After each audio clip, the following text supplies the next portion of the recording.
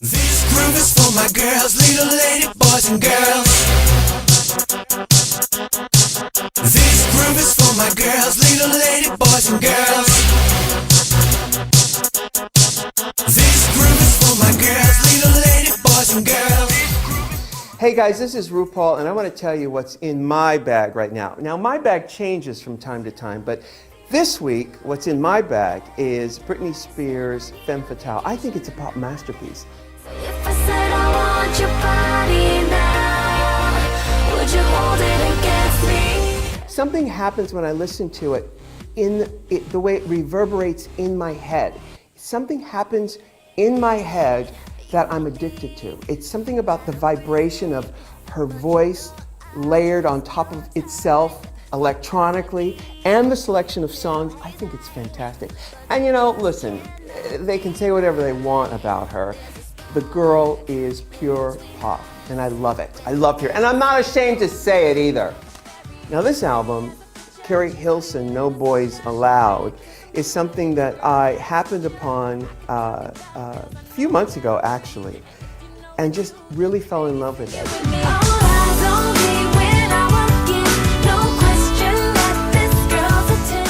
But this album, I absolutely adore it. Lose Control, fantastic. Breaking Point, fantastic. But you know what's interesting with certain albums? I will change the sequence of them.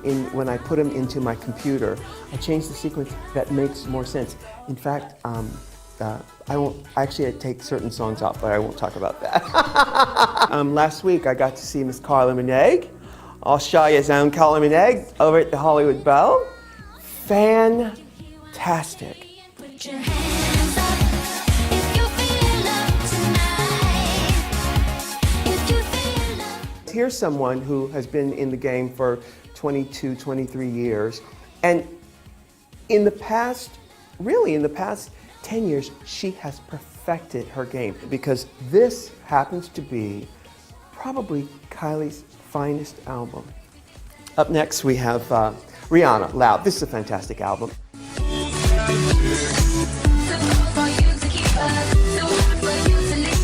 Love, love, love the song, Who's That Chick? Who's that chick? Who's that chick? Love that kind of stuff, you know. And that's that song is actually on the deluxe edition with David Guetta produced that song. You probably can imagine that my first record was a vinyl album, but I love a soundtrack, and have ever since my first album, which is the soundtrack to the movie Cleopatra Jones. I have loved soundtrack albums, and this one is fantastic.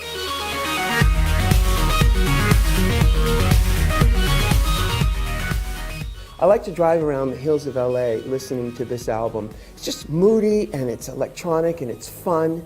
I interviewed the Bee Gees once. I used to do morning drive radio in New York City, and I got to interview the Bee Gees during I think it was the 20th anniversary of Saturday Night Fever, and I brought in all of my Gibb Brothers CDs. And Barry called me afterwards at my house, I don't know how he got my number, and said, I had no idea you were such a fan. And I want to tell you, when I tell you this, I want you to know this is the absolute truth. I could start crying right now talking about the Brothers Gibb.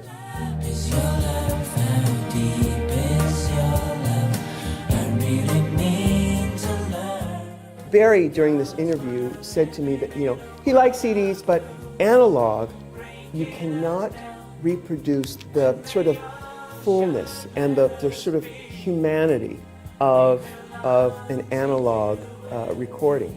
And here lies the analog recording of actually the second largest selling movie soundtrack of all time.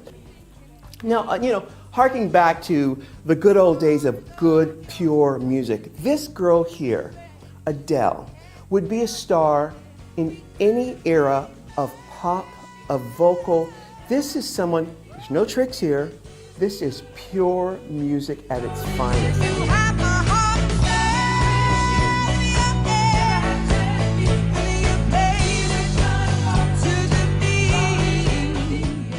The fact that this album is one of the biggest albums of the year is just fantastic. It renews all of our faith that people, if it's good, people will find it. And this is a perfect example of something being really good and people loving it. And this kid, oh my goodness, so happy for her. And that, my friends, is what is in my bag currently. We almost had it all. The stars of your love and me red, 'cause I can't help feeling we could have had it.